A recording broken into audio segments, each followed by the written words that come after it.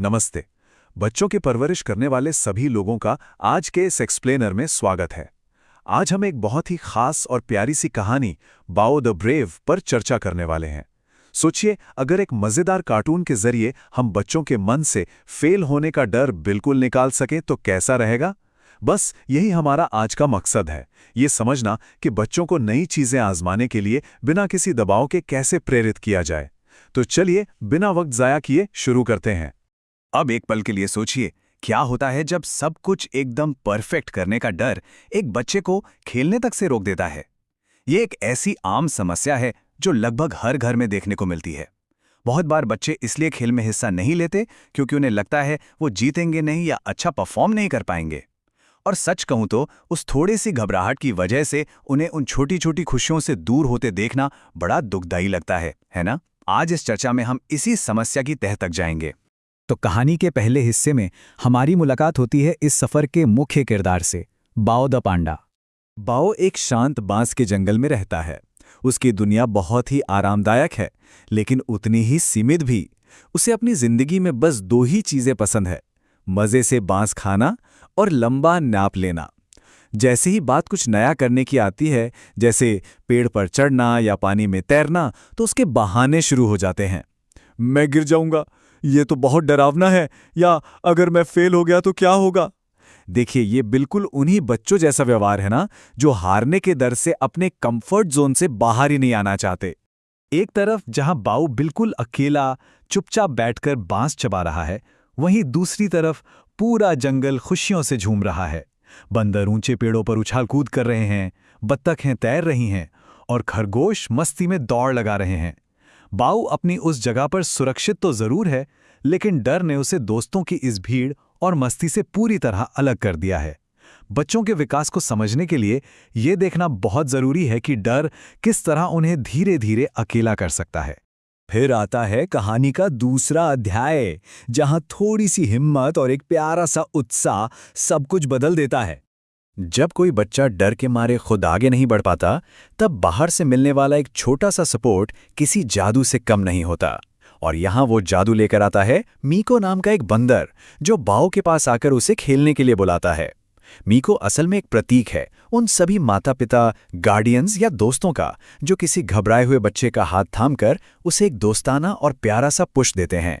एक छोटी सी पुकार डर के उस बड़े पहाड़ को पूरी तरह हिला सकती है। और मीको एक ऐसी बात कहता है जो इस पूरी कहानी की सबसे खास बात है। वो कहता है, तुम्हें परफेक्ट होने की जरूरत नहीं है, बस कोशिश करो। सोचकर देखिए, ये कितना प्रभावशाली विचार है। जैसे ही हम बच्चों के कंधों से उस परफेक्शन का भारी बोझ हटा देते हैं, उनके लिए आगे बढ़ना कितना आसान हो जाता है। क्योंकि हिम्मत की असली शुरुआत तो वहीं से होती है जहां गलती करने का डर खत्म होता है। इसके बाद कहानी पहुंचती है तीसरे अध्याय पर, जहां बाओ लेने वाला है अपना पहला बड़ा कदम और करने वाला है पानी में पहली छलांग। नदी के किनारे खड़ा बो अब सच में अपने डर का सामना करने को तैयार है। उसका सफर बिल्कुल धीरे धीरे आगे बढ़ता है। पहला कदम पानी में, फिर अचानक थोड़ा सा फिसलना और जोर की छपाक। और तभी तुरंत ही उसे एहसास होता है, अरे मैं तो ठीक हूं। उसके बाद वो आगे बढ़कर तैरने की कोशिश करने लगता है।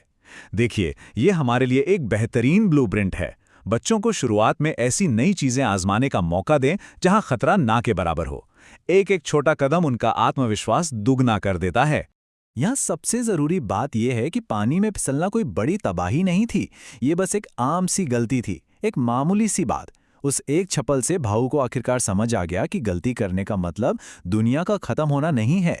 अगर हम चाहते हैं कि बच्चे आज़ाद और निडर बने, तो इन छोटी मोटी गलतियों को बहुत ही नॉर्मल तरीके से लेना और समझाना बहुत जरूरी है। और इसी छप्पल के साथ शुरू होता है हमारा चौथा अध्याय। गलती करने के उस डर को पीछे छोड़ने के बाद जो कमाल के बदलाव आते हैं, चलिए अब उन्हें देखते हैं। शुरुआती घबराहट दूर होते ही बाओ ने तो जैसे रूप ही बदल लिया। अब उसने पानी के बाहर भी कई नए कारनामे किए। वो एक छोटे से पेड़ पर चढ़ गया, खरगोशों के साथ उसने जोरदार दौड़ लगाई और जंगल के सभी दोस्तों के साथ खूब खेल खेले। ये दिखाता है कि एक बार जब डर वाली दीवार टूट जाती है ना, तो नए अनुभवों का एक शानदार सिलसिला शुरू हो जाता है। एक बार जो हिम्मत आती है, वो और नई चीजों को आजमाने की चाहत बढ़ाती जाती है। अगर हम थोड़ा पीछे मुड़कर देखें तो पहले बाओ सब कुछ परफेक्ट तरीके से आने का इंतजार कर रहा था और कहीं ना कहीं उदास था। और अब वो थोड़ी बहुत गलतियां करके भी सबके साथ खेल रहा है और बेहद खुश है। जरूरी नहीं कि उसे दौड़ना या चढ़ना बिल्कुल ठीक से आता हो, पर यहां लक्ष्य किसी काम में महारत हासिल करना थोड़ी था। असली लक्ष्य था भाग लेना, दोस्ती करना और उन पलों की खुशी महसूस करना। और अब हम पहुंच गए हैं आखिरी अध्याय पर, जहां हम निकालेंगे बहादुर बच्चों के लिए कुछ बेहद खास सीख। आइए इस पूरे सफर के मेन पॉइंट्स को अब एक जगह इकट्ठा करते हैं। इस कहानी से बहादुरी की एक एकदम नई और सटीक परिभाषा निकलकर सामने आती है। बहादुरी का मतलब ये बिल्कुल नहीं है कि डर ही ना लगे या कभी कोई गलती ही ना हो। इसका सीधा सा मतलब है अंदर से घबराहट होने के बावजूद आगे बढ़कर कोशिश करने की इच्छा होना। जब परिवार इस नजरिए को पूरी तरह समझ लेते हैं तो वो बच्चों को किसी भी नई चुनौती का सामना करने के लिए आसानी से तैयार कर पाते हैं। बाओ की ये आखिरी बात सच में सीधे दिल पर लगती है। वो कहता है, मैं कोशिश करने से डरता था, पर कोशिश करने ने मुझे मजबूत बना दिया। क्या कमाल की बात है। ये वाकया इस पूरी कहानी का निचोड़ है। अंदरूनी शक्ति और आत्मविश्वास कोशिश करने से पहले नहीं आते, बल्कि जब बच्चे कोशिश करने का वो पहला कदम उठाते हैं तो हिम्मत खुद ब खुद अंदर से पैदा हो जाती है। और अब इस सेशन को खत्म करने से पहले सोचिए, आज कोई बच्चा सिर्फ एक छोटी सी कोशिश करके ऐसी कौन सी नई और शानदार चीज खोज निकाल लेगा। इस विश्लेषण को हम यहीं समाप्त करते हैं। मुझे पूरी उम्मीद है कि इस चर्चा से आप सभी को एक नई और सकारात्मक दिशा मिली होगी, जिससे आप सभी बच्चों को उनके डर से आगे बढ़कर इस खूबसूरत दुनिया के नए और रोमांचक अनुभवों को आजमाने के लिए उत्साह दे सकें। देखने और सुनने के लिए शुक्रिया।